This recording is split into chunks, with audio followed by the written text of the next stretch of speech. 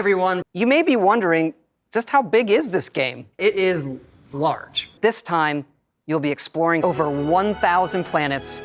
Ever since the announcement of the 1,000 planets was made, this has been a highly debated topic in the Starfield community. Mainly because it was unknown how Bethesda was going to make 1,000 of these planets interesting. Now, after a year of waiting, we have finally got some more insight. And I can cautiously say that it might actually turn out great.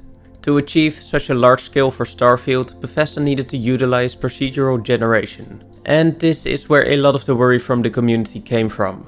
Since if every single detail wasn't hand-placed by Bethesda, would it still feel like a true Bethesda game? To answer that question, let's dive in a little bit deeper on the ways procedural generation is used in Starfield. In terms of the planets, everything is procedurally generated, from all the attributes to the landscapes.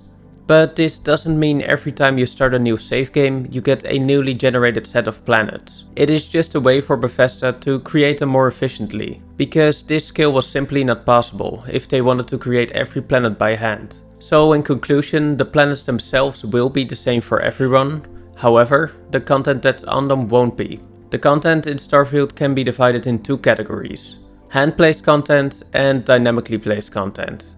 Like the name suggests, hand-placed content is placed in a specific spot on a specific planet and will be the same for everyone. This includes cities, story locations, quest locations and more. But if you venture outside of these locations, you will encounter dynamically placed points of interest. The way it works is the planets are divided into a bunch of small cells. And if you decide to land on a random part of a planet, the cell you land in will be filled with procedurally generated content. These can include resource nodes, harvestable plants, different types of creatures, gravitational anomalies, and small buildings and settlements. These buildings are definitely the most interesting, since they could house enemies, but can also be home to friendly NPCs that might have a short and simple quest for you. The example Bethesda gave for one of these quests was as follows. A member of a settlement was kidnapped and held hostage in a nearby cave. Then it's your job to go there and free the hostage, whereafter you will receive a reward, of course.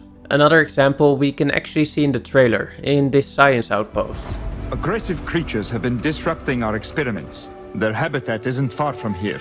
If you could take care of them for us, we would be in your debt. Then there are two more locations I want to take a look at. These are your dynamically placed bandit camps, and they are absolutely massive. The first one is the deserted robotics lab. It features a large inside area that aesthetically reminds me a bit of the Fallout Vault, and is obviously filled with a lot of enemies and valuables. Then we got one of my favorite locations from all the trailers, the abandoned mine. The reason I like it so much is the layout, the different levels of elevation, the small building, and all the clutter. Overall, this makes for a very dynamic battlefield, and it's likely only half of the location, since it's an abandoned mine and we do see a door here leading into the mountain. So the last two mentioned locations are pretty standard in size for quest-related dungeons or locations. But the fact that these are just dynamically placed filler locations makes me very optimistic for the exploration in Starfield. The only thing that could still ruin it for Starfield is if they only have a small number of these locations, and exploration would feel really repetitive. So if they have a nice variety of locations and assets, I don't think we will have to be worried anymore about Starfield's 1,000 planets being boring and empty. And just as it was starting to look good, Todd threw a little bit of bad news into the mix. He later mentioned in an interview that only 10% of the planets in Starfield have life on them. He said that there's only life in places where it makes sense.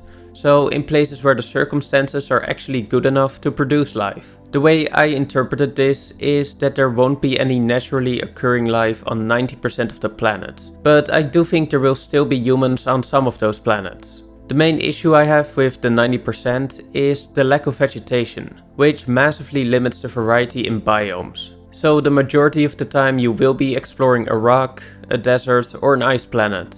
And I feel like it will become stale pretty fast if you are exploring a grey ball in comparison to the planet with the abandoned mine, for example. Even though I'm not the biggest fan of this 90-10 split, does it really matter? Let's say worst case scenario. The 90% planets are boring, empty and just a waste of time. Then there are still 100 planets or so that are fun to explore, which should be plenty. and the other 900 can just be regarded as decoration then. So despite this, overall I am positively surprised by the amount of detail that's in these procedurally generated locations. And if the exploration is the same as they portray it in the presentation, I think we can have countless hours of fun exploring Starfield's planets. That does mark the end of the video. I hope you enjoyed, and let me know in the comments what you think about Starfield's exploration system. And then I hope to see you all at the next video.